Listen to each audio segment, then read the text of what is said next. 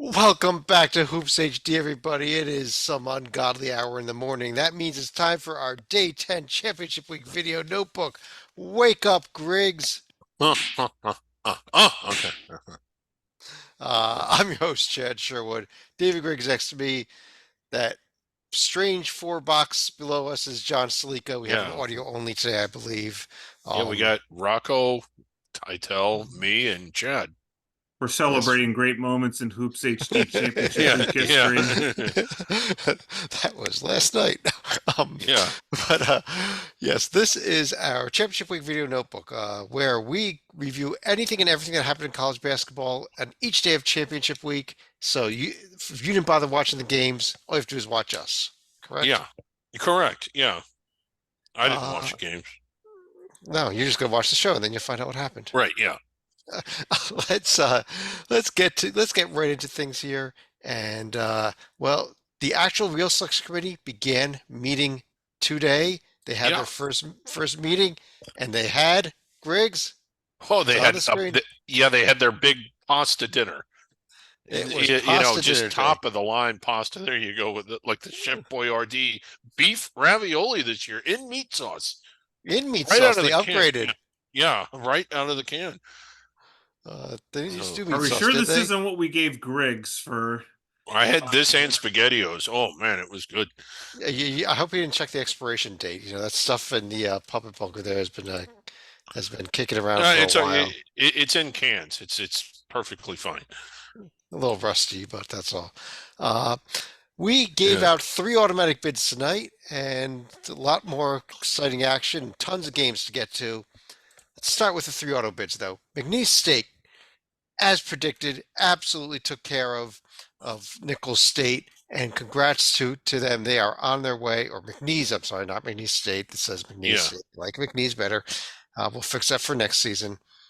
Cowboys are on the way to the NCAA tournament. An amazing turnaround season. I believe I read that they tied the record already for the biggest turnaround from last year to this year. They picked up their 30th win, Griggs. Well, yeah, they went from I think it was 11 wins to 30. That is not the tied for the biggest because I believe Iowa State went from 2 wins to 23 or 24. It was Doug Gottlieb that said that. He was wrong, which Okay. he frequently is. All right. So, Well, Doug Gottlieb but said it. John Rothstein tweeted it. oh, Ignore him. John Rothstein, not Doug Gottlieb. Well, Okay. both of them are wrong. I'm also wrong about that. Anyway, it was a fantastic turnaround to their point.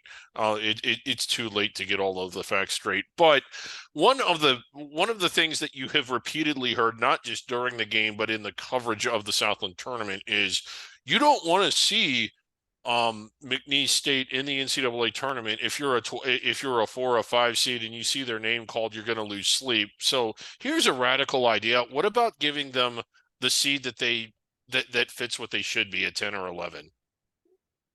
Um, If would the I, committee do that? no, when you look at the Yeah. profile, I don't think it's a 10 or 11 profile. We could do this really, really It's quick not a here. 10 or 11 profile, but it's a Um, 10 or 11 team. I think this team could get to the second weekend. Yeah, we've been saying they that have since zero wins January. against anybody that's in this field. They have three Yeah. losses to teams that are not going to be in this field. I think it's a 13 seed profile, Greg. So It is a that's 13 all. seed profile, but we've been saying all along that this is a team that we think can win games in the tournament. I think they Okay, can. okay, but Griggs, if you Yeah. want to go beyond the profile, that's what predictive metrics are about. And the predictive Yeah. metrics don't blow me away here either. Yeah, but I think this is going to be the team that everybody picks to win games in the NCAA tournament, and they lose by 15 in the first round. well, that's not fair because we've been picking them since January to win games in the tournament. I changed my mind. Yeah. Stalika, we also gave away a bid in the Patriot League. Colgate, no problem with Lehigh. Well, this was another team that got scared straight in their semifinal game, and Lehigh. I mean, they played like a team that had been playing overtime against BU, but you'd think they were playing the following day as opposed to at least having 3 days of rest. So, congrats to the Raiders for yet another win in the Patriot League championship. Four in a row now, Patriot League. That is the longest streak ever in the Patriot League. Not that old of a conference, but no team had ever won four straight conference tournaments until Colgate has now done it. Uh, I don't know if they're going to win anywhere at all in the NCAA tournament either, though, Griggs, honestly. Most likely not. They're looking probably at the 15 line. They've been 14 competitive. maybe. Yeah, maybe 14, probably 14, no higher than that. No. They've been competitive in some of their games in the past, and this is a good team. But I'm with you. I, I don't like them the way I like McNeese and the way you used to like McNeese up until a few hours ago. Big Sky Conference Championship game just got finished before we started the show here. Montana was up 11 points early in the second half. They looked like they had this game Yeah. in hand, and then it was all Bobcats after that. Montana State went on a massive run, and they won it going away by 15 points, Salika. Three-peat now for Montana State in the Big Sky. This was not the only game where we saw a double-digit lead get blown at halftime, but this was the one by far with the highest stakes here in the Big Sky. And even though they didn't win the top range because that was Washington State, we have to congratulate Montana State, who themselves probably had potentially headed towards Dayton despite their best efforts. Yeah. All week, all season long, really since October, we've been doing the Under the Radar podcast, and Montana State has been mentioned very, very little on our show in our write-ups. They sort of came out of nowhere, like the Alpha teams were obviously Weber, Eastern Washington, Montana. Those were the ones we were sort of paying attention to. They do finish with a 500 overall record. I guess they are sort of on their way to Dayton, most likely. Yeah, I honestly have not done a seed list with them in it. I've been scrubbing with Montana in it. I will do that Yeah. tomorrow morning, but I'm pretty certain at only 500 they're going to be on their way to Dayton for the first four. Yeah. Maybe even a matchup with Stetson. No, Maybe. not Yeah. yeah, was it Stetson that we were sending? No, I'm sorry, Wagner who we were sending. Wagner is, Wagner who we were sending. yeah. Yes. But we know about Wagner. They play in the Northeast, and we know all about them. So, Uh, let's go to the conference of the night. Let's skip a little bit out of order here. It was Big East Conference Day, and yeah. let's just start calmly with a Sleek, a little report from you first on the Butler Xavier game. That was your game. This was a game that had over 20 lead changes, and despite Xavier going 0 for 8 from a 3-point range in the first half, they finally hit the on switch in the second half and were finally able to pull away to a 7-point lead with about a minute to go. Butler was able to chip it down to as much as 4, but never got any closer. And this was actually the team's fifth meeting in the Big East tournament, and Xavier now holds a 3-2 edge over the Bulldogs all time. Of course, they're not going to have very long to enjoy that because UConn now waiting in the wings. Yes. The second game of the day, Providence kept Georgetown kind of at arm's length the whole way. Georgetown tried to make one or two runs, didn't really happen. But then, Griggs, the game of the day.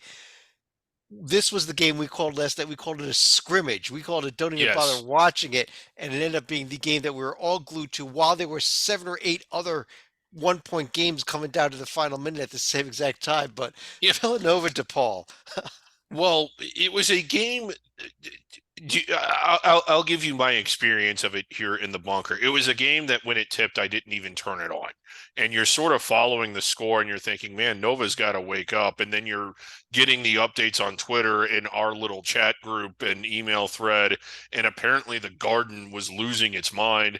So I eventually turn it on. And then it's like, you just kept waiting for Nova to snap out of it, and they never did. And they did end up getting the win at the end of the game. They were trailing by 2 with less than 20 seconds to go. And then even after they got the lead, DePaul did have the last possession, but couldn't really get much of a shot up. I think they turned it over. Yeah. Justin Yeah. Moore got the 3-pointer for Villanova to give them the 1-point lead. There was in a steal. They didn't even get a shot off. Jalen Yeah. Terry had an amazing game for DePaul. 18 points, 15 rebounds. It was a And loss at the end of the day, and Villanova moves on. DePaul season is, for them, probably mercifully over. yeah, I do want to say this in the way they've gone out. Like a lot of people are ragging on Villanova for, not blowing them out and almost sinking their season. But after all of that, I want to just say that DePaul played really well, something I haven't said in years, but they did. It wasn't all Nova overlooking them. DePaul played a good game. Slika, we got 4 quarterfinals tomorrow. UConn Xavier, Seton Hall St. John's, Creighton Providence, Marquette Villanova. I think we're for a hell of a day. What do you think about these 4 games? I think UConn may have to sweat slightly, but I do think they are going to win somewhat comfortably. I do think the game of the day probably going to be at nighttime when Villanova and Marquette are going to face off, just because Villanova is going to be a lot more desperate now, especially since Tyler Kolek probably not going to play tomorrow night and is questionable just to play in the semifinals and finals should Marquette advance that far. I think this Creighton Providence game is huge. I mean, Yeah, Providence really needs this win. I think the Seton Hall St. John's. I think both teams are probably on the good side right now, but by no means comfortably in. right. And I think this is a huge game. I think the winner is probably comfortable. The loser is going to be sweating on Selection Yeah, Sunday. yeah, I agree with you. I think they both get in, but the winner improves their seed list, gets a little further inside the bubble, much more insulated, and I think it's almost a win and in situation. It was also, let me see where I can find it in my notes here. Let's go back to the ACC. I'd skipped over that if we go in order on the bottom of the screen here. It was quarterfinal day, I'm sorry, second round day in the ACC. So many rounds of these events here. We saw Florida State uh, pull away 34-11 for Jameer Watkins there as they took care of Virginia Tech. Probably ended Virginia Tech's shots. Any shot Virginia Tech still had an at-large bid. Uh, Wake Forest took care of Notre Dame. NC State was a close game against Syracuse in the first half. It was not in the second half. And then Griggs Clemson didn't bother showing up for the nightcap against BC. Just didn't show up. And Clemson has had a tendency to do that in It's called Clemsoning. Clemsoning against opponents like this, and now they've done it again. Clemson safely in the top half of the bracket. They'll be wearing white, but a very, very disappointing showing for a team that really had a chance to kind of make a move in this tournament. And oh my God, SFA, we'll get to this in a minute. Yeah, I was going to say my jaw just dropped because we'll get to it in a minute here. But Stephen F. Austin just won on a buzzer beater. We'll get the name of the player that won it for him. We'll get to that game when we get over to the WAC. They're reviewing it. They may not even count it. Who knows? It'll be half an hour before that game is really decided. But we will get to the WAC in a minute here. But Sleeka, what about the four quarterfinals tomorrow? North Carolina, Florida State, Pitt, Wake Forest in a very bubblicious game. Duke, NC State, and Virginia, BC. I don't believe we've ever had an occurrence that I could recall of a first round team actually making it to the semifinal round. So I would probably go ahead and advance Duke and Virginia along at a minimum right here.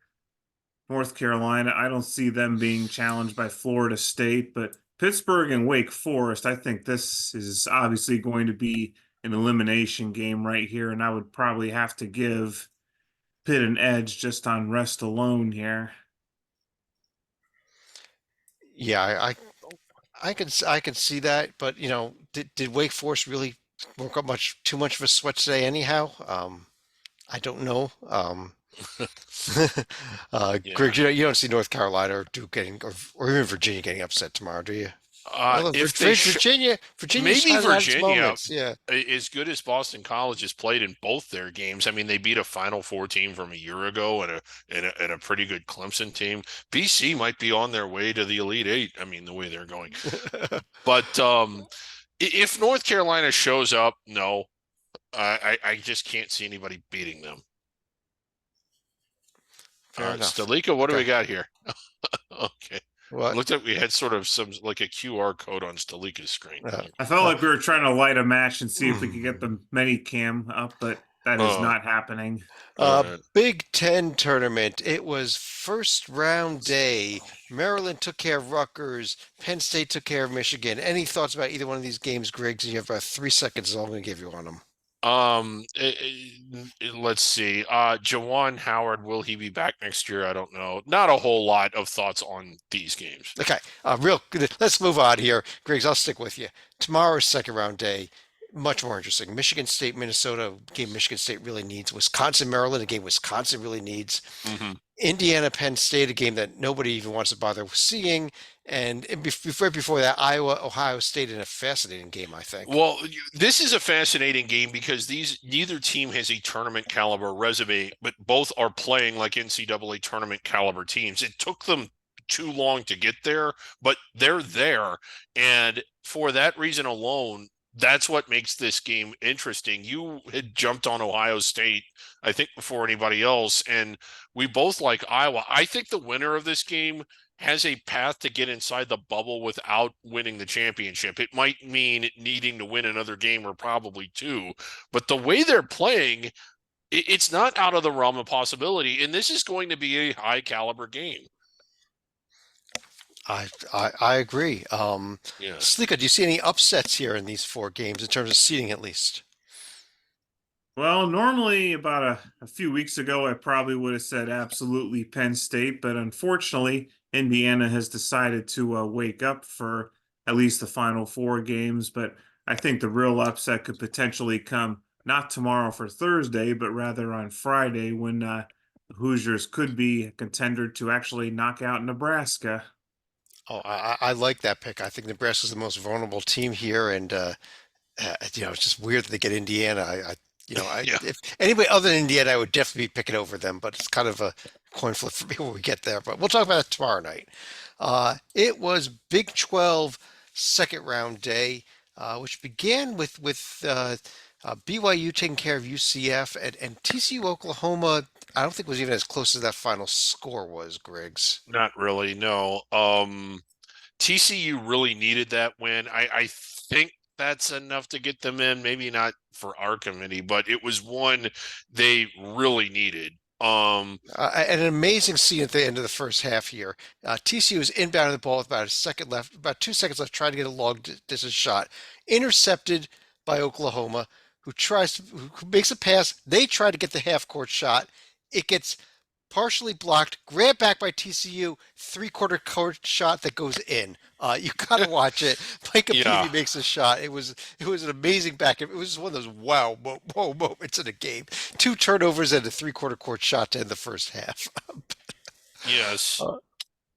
Um, And then in the other games, Kansas played like that they had a long bus ride ahead of them to get back to Lawrence tonight and just wanted to hurry up and get it over with. Texas was up 10 at halftime, and then fell apart Yeah, against K-State. right. They did. Texas probably safely in, but not a good way to go out. I mean, this is going to impact the seeding. And this is a monster quarterfinal round. Let me do something real quick though. Kansas Yeah. State's profile, a little bit interesting now. Uh-huh. I'm getting there. This team I think is a lot closer than most people realize at this point now. That makes them 9-10 in conference using the Griggs rule. They've got 5 quad 1 wins. Yeah. I don't know. I think. Do you think they're inside right now? No. But I Okay. think if they beat Iowa State tomorrow, this is very serious. I think Cincinnati gets close also if they beat Baylor tomorrow. I think that both those quarterfinals are fascinating at the end of the day. Yeah, I agree with well, I guess I agree in both cases, but particularly in Cincinnati. Now, can either team get those wins? We'll see. But what an evening slate of games. Yes. And how about the afternoon slate of games, Salika? Texas Tech, BYU, and Houston TCU. 4 tournament teams that we think here. Now, TCU is starting to get a little bit clearer for the Horned Frogs. They could remove all doubt should they be able to upset the Cougars right here. However, I see have a bit of a difficult time for that one happening. And you look at Texas Tech and BYU. I would say if BYU could be a potential sleeper, they could probably slip into a protected seed if they're able to win this one and potentially knock off the Cougars down the line. BYU is good. They don't always play up to their ceiling, but their ceiling is high. I think BYU does win this game tomorrow. I don't think that TCU does. No. And I think Iowa State and Baylor are going to take care of business tomorrow, quite honestly, in the evening games, even though we might. talked up all the chances of those teams having. Yeah, there will be no load management from Baylor like there was from Kansas. What a bunch of crap. Anyway. SEC. 2 opening round games today. Arkansas with an overtime win over Vanderbilt. Georgia with a tough win over Missouri. Missouri actually led most of this game, looking for their first SEC win of the season. Um, they were good games. They were close Yeah. games, but they were probably meaningless games, Griggs. Yeah, I mean, from an entertainment standpoint, they were good, and the winners got the right to play for another day. I've been so underwhelmed by Arkansas all year long. I don't even know how to explain it. Once upon a time, back in October, there was a charity exhibition at Arkansas that was all sold out, and they beat Purdue, and everybody was just in awe of how good Arkansas was going to be, and they have not been. No, they have not. We've got those second round day tomorrow. LSU, Mississippi State, South Carolina, Arkansas, A&M, Ole Miss, Florida, Georgia. Especially circle this A&M Ole Miss game. A&M Yeah. desperate for a win. Ole Miss probably outside the bubble at this point. But Mississippi State also really needs that win over LSU. I was gonna say Mississippi State needs to win that game. I don't think it totally knocks them out if they don't, but it might. And there are some gaping holes in their profile. They would be well served to not lose that one. Stalika, you see any upsets tomorrow in terms of seeding? I'm definitely not going to be picking Georgia for an upset after they struggled to beat a winless in conference play Missouri team, and I'm I not going guess to call. Florida just lost to Vanderbilt their last time out, though. Remember Yeah. that. Well, still, I'm not going to call any upsets for tomorrow, but Friday could be a potentially different story. Uh, Over in the Pac-12, we do not, that final score is not yet refreshing onto the screen, but we'll discuss it anyhow. USC came back against Washington. They've been down quite a while, but Hmm. Boogie Ellis, 25 points there. UCLA, uh, Dylan Andrews, 30 career high 31 points as they took care of Oregon State. Yeah. Uh, Utah absolutely crushed Arizona State. Not on the screen. It doesn't seem to be loading quite yet, but they blew Arizona State out of the building. But the game of the night, Griggs, was the Cal Stanford game. Yeah, it's a rivalry game. It's their last game as Pac-12 members. Of course, though, they're both going to the Big Ten, and the rivalry will No, they're not. They're continue. going to the ACC. They're going to the ACC, and the rivalry continue. That's what I said. Um, but yeah, it was fun. It was exciting, and I think Wazoo absolutely blasts Stanford tomorrow. Cal had an 18-point second half lead in this game. Uh, Yeah. uh, they were up 5 with about 15 seconds left in this game. Stanford hits a 2, gets a steal, hits a 3 to tie the game, then steals the ball again and actually had a shot to win it in regulation that they missed. And then Yeah. they just blew them out of the court in the overtime. Yeah, they This did. was I a mean, great they were game, up though. 14-16. I mean, they had the momentum, and boy, did they take it. But yeah, with it was just crazy. You don't often see a team up 5 in the final seconds end up getting blown out.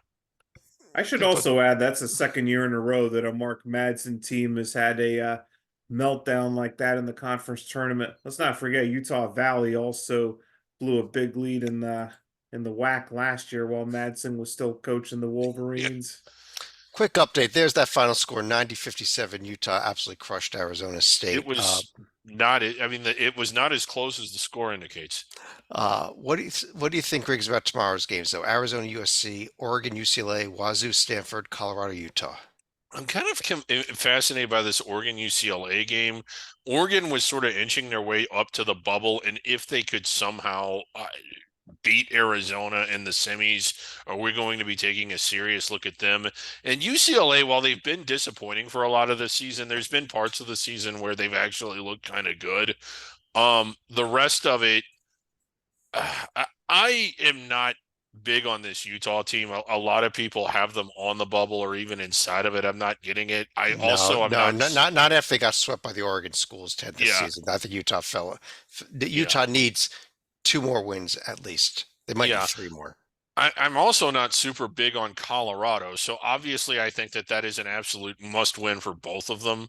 Um, and is I think Colorado. I think I don't know that Colorado's in if they lose this game, but I think Colorado with the win here it can almost lock. It's probably going to be get their name called.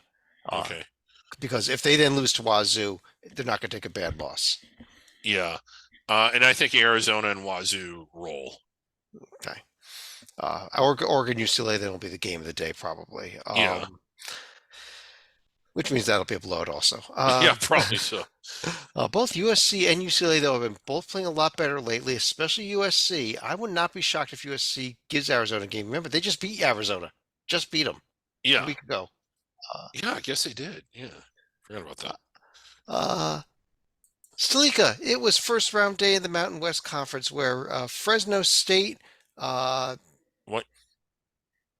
What you're going to Stalica? Well, we need to discuss how San Jose okay, State. just go ahead. You say could you? I'll give you 30 seconds on San Jose State, the San Jose State Well, Colorado State game, and what a good job I Colorado State did rolling past them. well, no, I mean, San Jose State was in the game. Tim Miles had set everything up according to plan. He's the reason he's pushed all these teams. That's enough. Okay, we're running out of time here.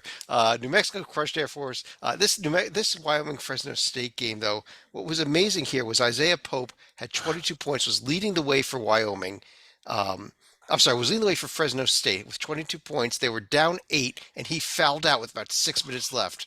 And Fresno State turned it on and won the game at that point. Yeah. uh, just one of those things that don't make sense when you lead score fouls out with 6 minutes left and you're down and then you come back and win. But Stalika, I'll give you what do you think about tomorrow? Utah State against Fresno, Look at UNLV, San this Diego game. State, Nevada, Colorado State, Boise State, New Mexico. I think the game of the day is going to be at 5:30 Eastern Time, where UNLV is going to be hosting San Diego State. You look at the Aztecs that have been going in the wrong direction of late, and they're going to have to play a de facto in a de facto road environment against the Rebels here. But you also look at some of the nighttime games. There's going to be some desperation for Colorado State because they're not 100% in, and New Mexico is absolutely not 100% in right now and really can't afford to lose to Boise State in the nightcap. Yeah, of all the tournaments, I think this one feels the most pivotal. Because like with the exception of Utah State, Fresno, there's something at stake in all three of those other games, and I think they're all great matchups. Yeah, I'm more excited about this Mountain West quarterfinal day than I think I've ever any Mountain West quarterfinal day I've ever remember Yeah. in my lifetime. Because Mhm. yeah, you're right. 3 of these 4 games are huge. And then Fresno State just trying to keep their season alive there too. Uh, Mhm. it was opening round day in the American. Real exciting. Wichita State over Rice and Temple with a nice come from behind. I'm sorry, Temple was up big. San Antonio came all the way back, but then Temple held off to escaped with the victory here. Mhm. Um, enough about those games. Yeah. Griggs, what about tomorrow's games? East Carolina, Tulsa, Memphis, who might still be on the bubble, according to some people, against Wichita, North Texas, Tulane, and SMU Temple. I'm kind of looking forward if there's one of these games that I would watch that I would put at the top of the list, it's the North Texas Tulane game. I think Memphis rolls. I don't know what to think of East Carolina Tulsa. What I do think is whoever wins will not win in the quarters. Well, again, let me throw this out yeah. there. Tulsa just beat South Florida. Yeah, they did, and that's why I just don't think it's going to happen again. I think South Florida is awake now. Mhm. But they did. They just beat them. So All right. Stalika, it was A10 second round day. Oh, As what this a day. tournament, What other than the nightcap, the Duquesne St. Louis game, the other 3 games were all exciting games again. All exciting games, and we haven't even gotten to the top 3 teams yet in Richmond, Loyola, and Dayton. Of course, we're not going to get an Arch Baron Cup rematch, but I feel like St. Louis really hasn't earned that yet, and I guess now the word is that Travis Ford probably going to be on his way out now that St. Louis' season is over. It's Yeah. official. He was fired after this game today. Travis Ford is gone from St. Louis. There were. I'll tell you the game that was great here. All 4 of them were good, but the St. Bonaventure LaSalle game. If you saw the final play of it, the Bonnies had been up 10. LaSalle came Yeah. storming back. LaSalle had the ball with a couple seconds left, had a 3 to take the lead. It missed. They got the offensive rebound, and the player went up for a slam and missed And it. And the missed clock this. ran out. Yeah. Oh, and if he had just laid it in, which he could have, it would have gone overtime. Mm. So you feel a little bad for him, but it was. I don't know what else to say. Yeah. Just in an exciting slate of games tomorrow here. Dayton, the only team that's really inside the bubble.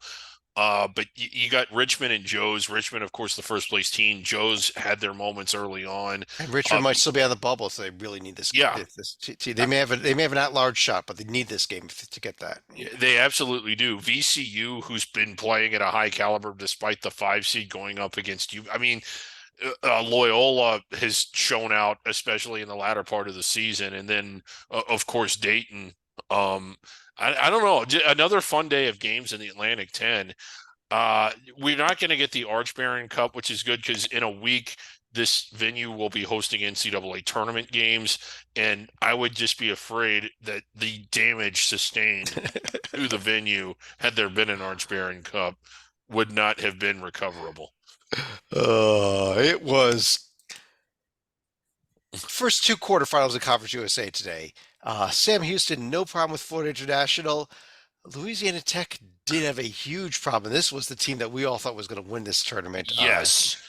Rocket City madness has hit, though, and Middle Tennessee, Griggs comes in and gets the huge win. They do, and it knocks out what I thought was the best overall team. With the best chance of doing something in a round of 64, but they did not show it today. They picked a bad day to have a bad day. They did, and tomorrow we get the other two quarterfinals: Slico, Liberty, UTEP, Western Kentucky, New Mexico State. Your thought on those two games? You're wondering if Liberty can finally wake up and show some of the potential that we were expecting out of them in the preseason. And we're also looking at a New Mexico State team that's trying to escape from last year's nightmare and potentially pull off an upset against Western Kentucky themselves. So you have picks? I am going to go with Liberty, but I'm also going to go with Western Kentucky. I thought you were going to say I'm going with Liberty, but I'm also going to go with UTEP. I would have been impressed by that one. Yeah. Greg's going to go with Western Kentucky, but also go with New Mexico State. Yes, I am. Let's skip ahead to the Metro Atlantic. We'll come back here as soon as we get some scores that populate. But Metro Atlantic, it was first two quarterfinals. Quinnipiac, no problem with Canisius, but Stolica, the Fairfield Iona game was a really good game, close all the way. That Fairfield barely found a way to win. Yeah, this was a close game and also a little bit of validation for Fairfield, who had elevated their coach from interim status to the permanent job. So he's Chris showing... Casey, Yeah. congratulations to him, by the way. Right before this game, he was elevated.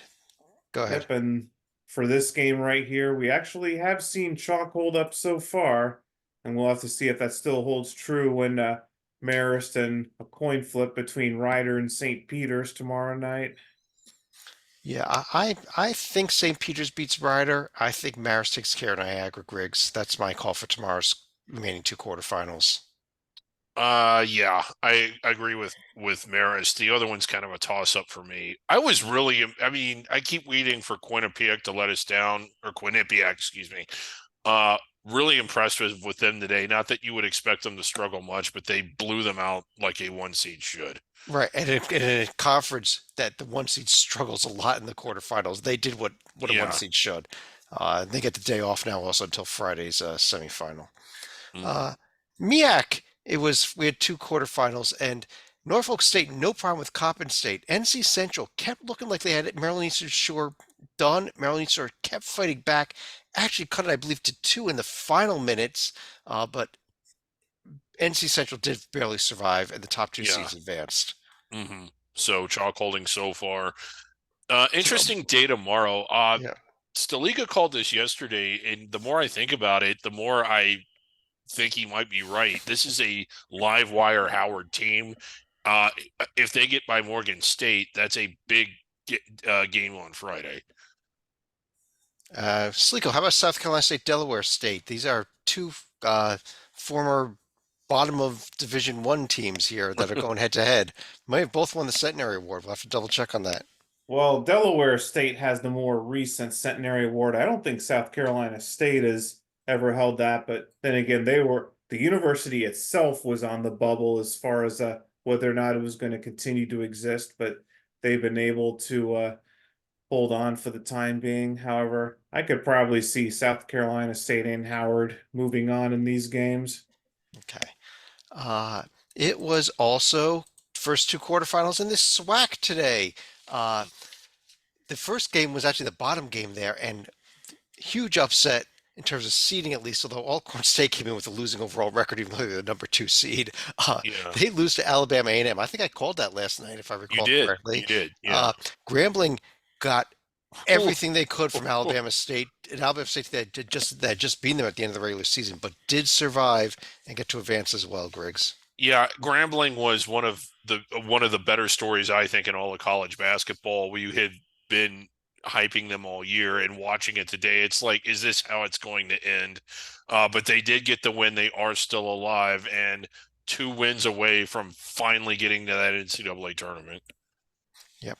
Tomorrow's games, Southern Bethune-Cookman. I'm excited about this game actually. Yeah, Southern's been a good story. Bethune-Cookman's been a great story this year, and the fact that either one of these is going to be played Grambling in Friday is going to be real exciting. right. And then Texas Southern Jackson State is the afternoon game, which we already know Texas Southern's won because they're going to win the event, as they always do. As they always do, yes.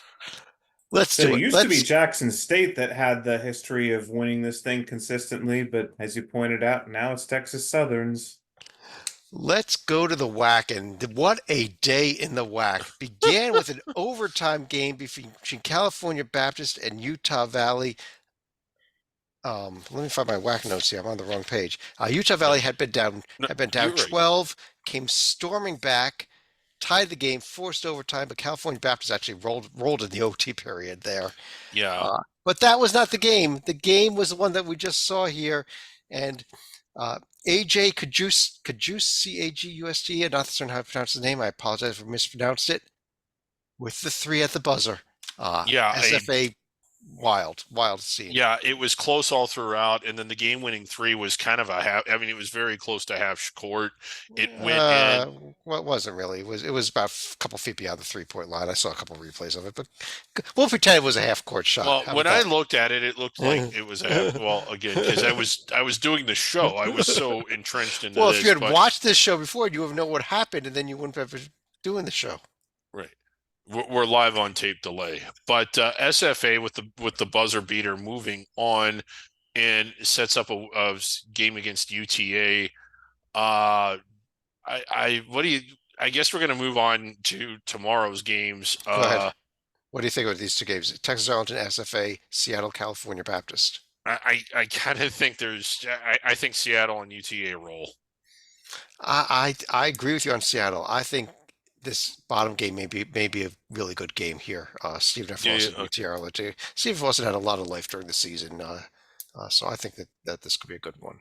Mhm. Stalika, it was first round day in the Big West where Riverside Bakersfield game. Bakersfield had an 18-point lead at one point in this game. Riverside came all the way back to win it. And let me just add this in right here. As we record this, it was overtime. It's now final.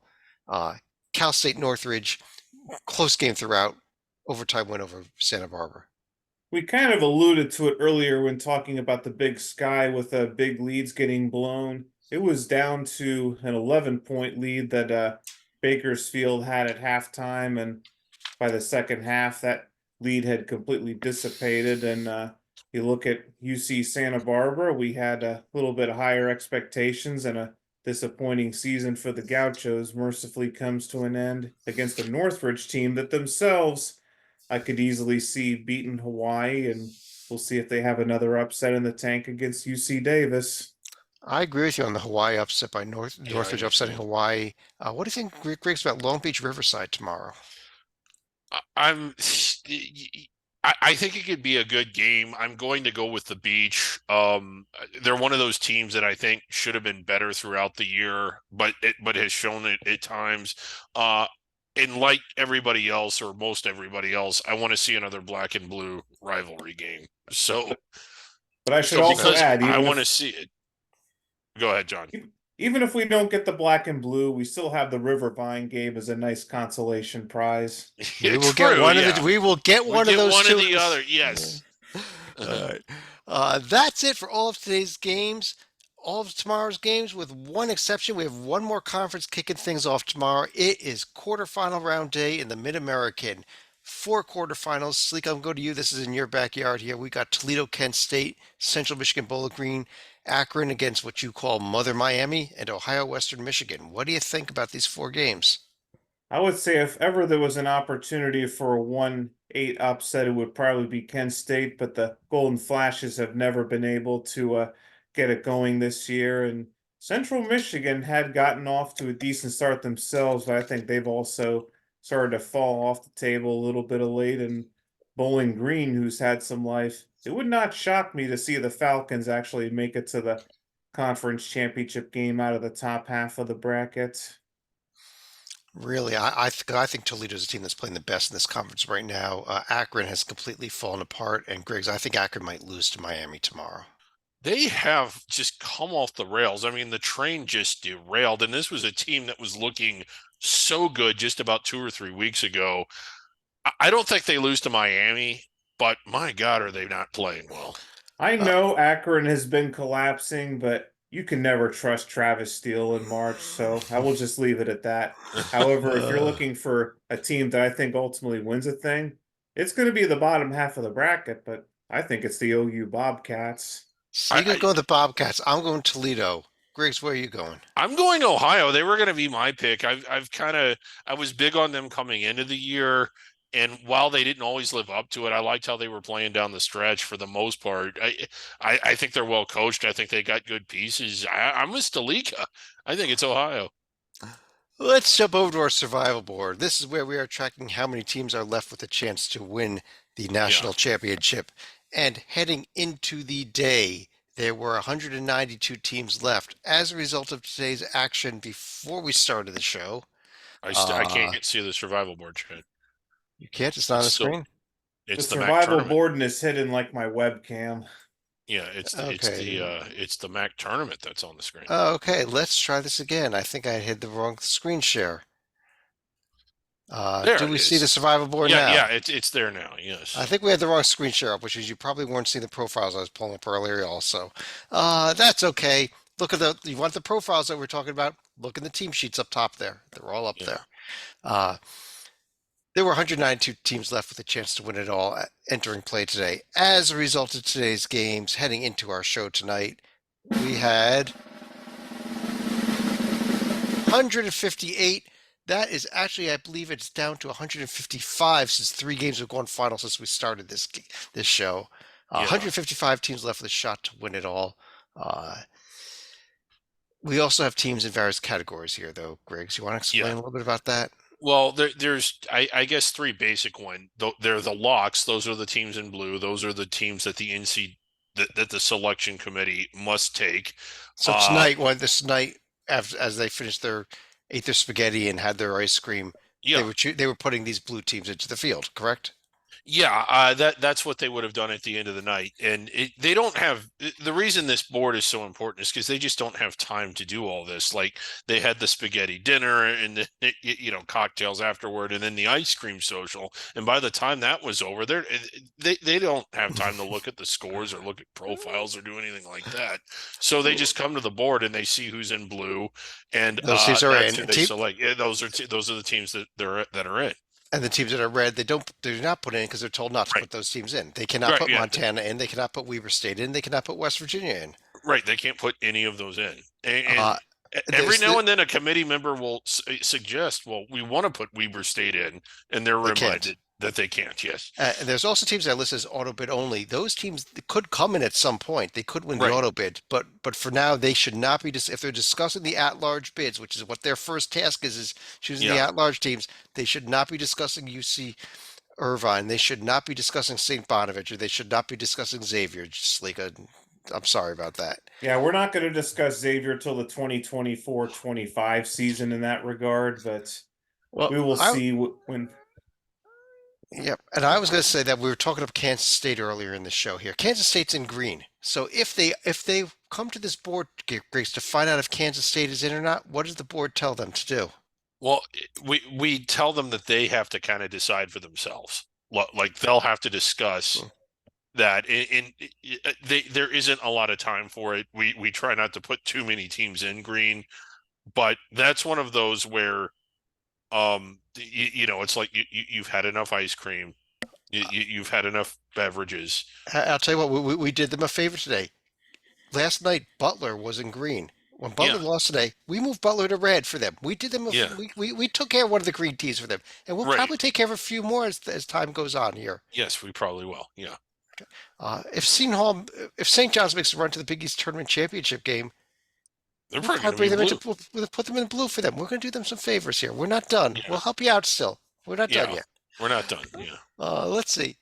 Did the MAC tournament come back up on the screen? Yes, it did. It's the MAC Okay. tournament. That's So what that means we can go to the next screen, which is our top 10 things to see at college basketball games. yes. We've been And- counting these down. And are we going to do a recap here of everything that we've seen so far? Sure. Let's do a recap. We had 4 honorable mentions. We've seen the Hornets Nest Oh, trophy. How was that just an honorable mention? Chad, shouldn't that have been number one? I mean, Hey, it's well, just there an was a tough iconic trophy. because it was beat out by the Kennesaw Banana. Oh yeah. Well, that guy's got to be number one. He went all the way to Eastern Kentucky dressed as a banana. Wasn't he supposedly on the board of trustees? I think he is. Yes, he's on the board. We had of trustees. Keggy the Keg. He's also on the board of trustees. He was an honorable mention. He was just an. He's not. He wasn't number one. The crooked sidelines of Bangor, Maine. Griggs, they can only be number one. Well, there's nothing else like it. Okay. Okay. At number 10, we had the Detroit Book Guy. Oh, We've man. also seen in the past week and a half here, whatever it's been, Rocco Miller, Now, how is he not number one? the Red Panda. Yeah. John Titel was at the ACC tournament today. She was there at halftime of the last game. Did he got to interview see her? her live. We'll have to keep it on the website. There Yeah, might I be a know. Red Panda interview coming up. If he did, I might. Oh my God, that would be. He scored some big ones. That would We've be- seen Caleb and Andre, the Yeah. Mississippi Valley State announcers. And you really. And Andre, that's game! And that will be game! And that will be game! And that's downfield that first win! First ball, we stole the court! And we're throwing the court! These guys are the best. We've They also really seen- are the best. Like if you search these guys on Entree, Mississippi Valley State announcers, like you could spend 3 hours listening to them and never get bored. They're incredible. Come on, Drew. Kick that. Come on, guys. We got to finish up this show Yeah. here. Where are we? Caleb and Andre. Refs watching TV. We've seen, and last night, the Louisville halftime dog. We got to Yeah. replay real quickly.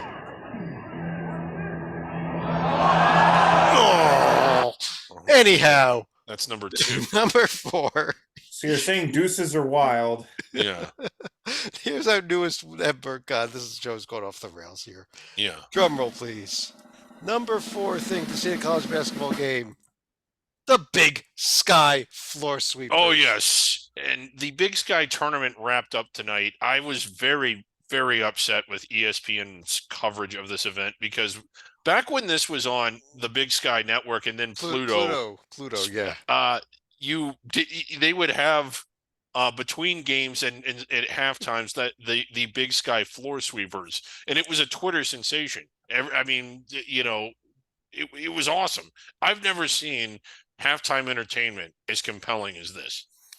And how far back do these guys date, Griggs? I mean, do they date back to James Naismith? Was he one of the original James floor Naismith. sweepers? Yeah, they used to sweep the floor for James Naismith when he invented the Big Sky tournament. The Big Sky tournament. I've lost it here. Let's go to final thoughts. Sleek up real quick. So we've had a little bit of tweak to how we begin our Hoops HD selection committee for this year. Typically, one of the things we do is we've sent a list of up to 36 teams that we believe are first ballot teams, along with a list of teams that are under consideration. However, we did get a bit of a curveball this morning in that list of 36 is actually going to be a list of 24 teams that are going to be listed on the first ballot this year. So when we do our initial reveal of the board, we could have up to 24 teams that will be in the first ballot, but nothing beyond that. And I will let Chad Well, give a further we didn't do that just clarification. because we wanted to do that for our mock committee. We did that because that is the actual rule change for the actual real committee. So let's be clear about that first of all. And we found that Yeah. out from David Warlock this morning. It's actually funny. I normally contact David Warlock like in January or so to get the updated principles and procedures manual. This is the first year in about 10 years I haven't done it because normally nothing changes. Sure enough, there's a big old change like that. Yeah. I'll make certain to do it again next year, though. But only 24 teams, our first ballot teams now, not 36. One other breaking piece of news that we forgot at the top of the show, and I don't know how we forgot it. Griggs, the past week you've been calling for the return of something in college basketball, Oh, and yes. it is back. It is real. 16 teams that do not make the NCAA tournament are going to the CIT this year. Oh, It's back. I am so happy it's back. It's a 16 team format. I think that's a decent size. I don't know. I know it's late. I don't know if the plan is to expand it to 24 or 32 in future years, but we've been calling Actually, for it. actually, the way they're doing it is they're going with four little mini quads. They're taking four teams to each to four sites to play a Yeah. 14 bracket, and then the four winners play two semifinals at campus sites and then a championship game at a campus site. Yeah, but I just love it. I've loved this event every year they've held it. College Insiders does a great job with it. I couldn't believe it when the news came across that they were bringing it back, and as soon as this year, it's a great opportunity for a lot of teams that had good years but just didn't manage to win their tournaments. So I really hope they focus in on these regular season champions that yeah, that got knocked off the tournament. They may not all accept the bids. right. You do it, and there is fees that have to be paid to actually participate in the tournament, but I hope they at least give them the offers to participate. Any other final thoughts, Griggs? I was going to go with that. I guess we're on the eve. Well, I guess now the early morning of the Thursday of championship week. I still think that growing up, it was one of my favorite days of the year. I still think it's one of the most gluttonous college basketball days of the year because on a typical Saturday during the regular season, you have far more games, but all of these have meaning and stakes. So if there's ever a day to not leave your house, it's tomorrow. Okay. Yes, stay home tomorrow, stay home Friday, stay home Saturday. Uh, get out, get some exercise in the morning or something at least, please, Yeah. everybody. But on behalf of John Stalika, or at least a picture of four of us that's not John Stalika, no one does it. But on behalf of John Stalika and David Griggs, I'm Chad Sherwood. Thanks for joining us. We'll be back in with another video notebook tomorrow night and an update on the first night of the Hoops HD mock committee. Talk to you real soon.